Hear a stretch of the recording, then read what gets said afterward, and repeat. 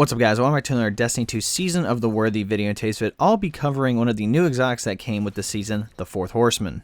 Now, how to obtain this exotic, it's nothing crazy. I mean, you do get a quest from Zavala, you have to like parkour your way into a room, do a bunch of quest steps, killing enemies and whatnot. And then one of the last steps is actually doing a legendary lost sector, which really isn't too bad, especially now in the season.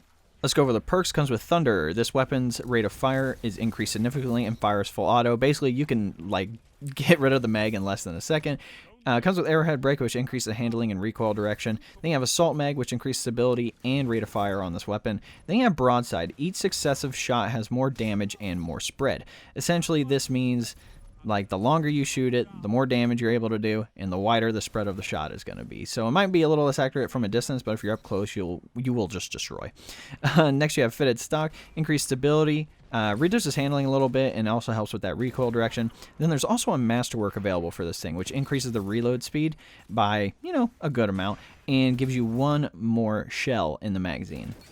Now, as much as I want to cover PvE, I think we all understand that this thing is made for PvE. It is meant to destroy like bosses, mini bosses, like any enemy that has a lot of health. This will be able to take them down and either kill them or either move you on to the next stage of the fight, especially in the strikes where there's, multiple segments like Savathun's Song or, what's the green Cabal dude?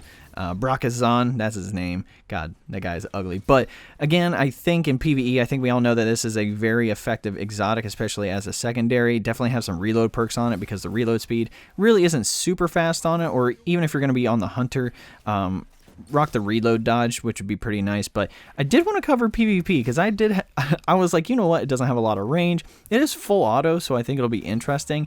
And I tested it out, and it was pretty fun.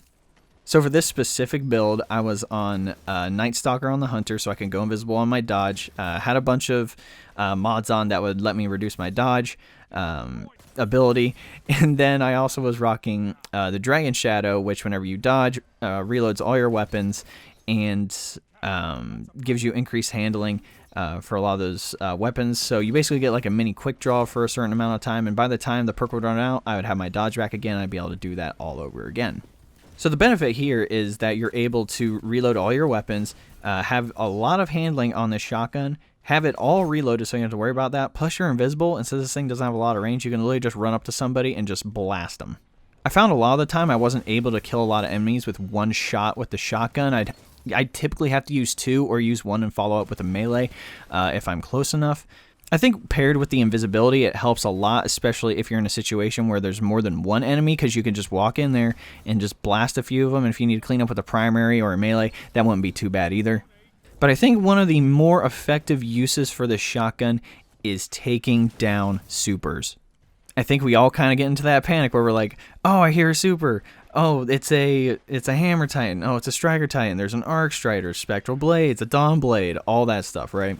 And typically, if you have a coordinated team, especially in threes, you can actually take down the enemy, or even 6v6, like if the guy just pops a super out in the open, typically people can shut him down. But I found if it's going to be mono-a-mono and a super is coming at you, you're going to want Fourth Horseman in your back pocket as an option. There's actually a clip in here where I took down 3 supers, destroyed the Sunbreaker first when I was invisible, decided to pop my tether to save one of my teammates from a Striker Titan, then shot him down, which, I mean, I got increased damage from that, which wasn't...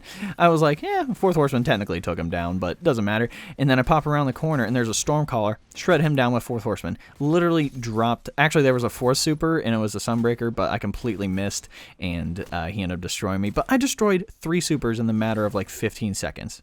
I can safely say that this weapon is effective. I think one of the only problems with the shotgun is that, number one, it does take up your exotic slot, so if you wanted to use an exotic kinetic or an exotic heavy, you really wouldn't be able to do that.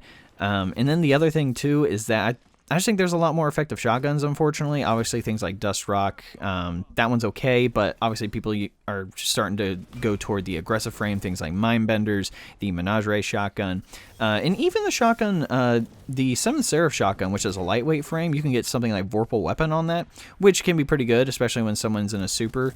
Like I've I'm going to be doing my own review on that, but I've been able to like shoot someone with that shotgun and then clean up with a melee, or just do 2 shotgun shots and they're done. I know for some of the supers, I'm like sitting here pounding dust rock into their face and nothing freaking happens.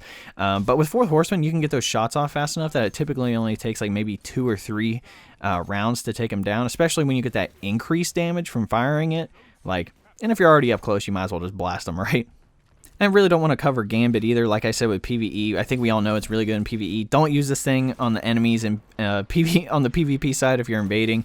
Unless you're close enough to be able to do that, then maybe go ahead and do it. But I think what will happen is that you'll end up being taken out by a sniper or a rocket or whatever. But overall, I think this weapon is extremely entertaining for PvP. I would highly recommend trying it out. Try the invisible build that I was talking about with Night Stalker and the Dragon Shadow. That was really entertaining for me. Being able to just pull up on somebody and go bam bam and they're done. So that, that was pretty fun. Alright guys, looks like we're at the end of the video. Just wanted to cover 3 things with you. Number 1, about support. If you're looking for the #1 best way to support me, there's a link below that'll take you to a 4-minute video that I made a while ago. If you want to go watch that, that'd be awesome. If not, it's definitely not going to hurt my feelings. You can also subscribe to the channel, like this video, share this video, follow me on social media with the links below, and all that great jazz. Number 2, regarding social media, I have a Facebook page, Twitter, Instagram, Discord, and a few others. If you would like to keep up to date on Destiny 2 related content, be sure to use those links below to find me on those platforms. And number 3, going over the clan, if you're looking to join my clan, we have some spots open on all platforms. We're looking for active players and community members in the Destiny community. And typically we like to play casual PvE and PvP a majority of the time. I'm definitely all about that solo grind, but I'm willing to definitely play with people in the community, like definitely willing to do that. If you're looking to join, there's a link to the clan page on the Bungie.net site below, and all you have to do is request to join and I'll approve it. Hope you guys enjoyed the video. We'll catch you next time.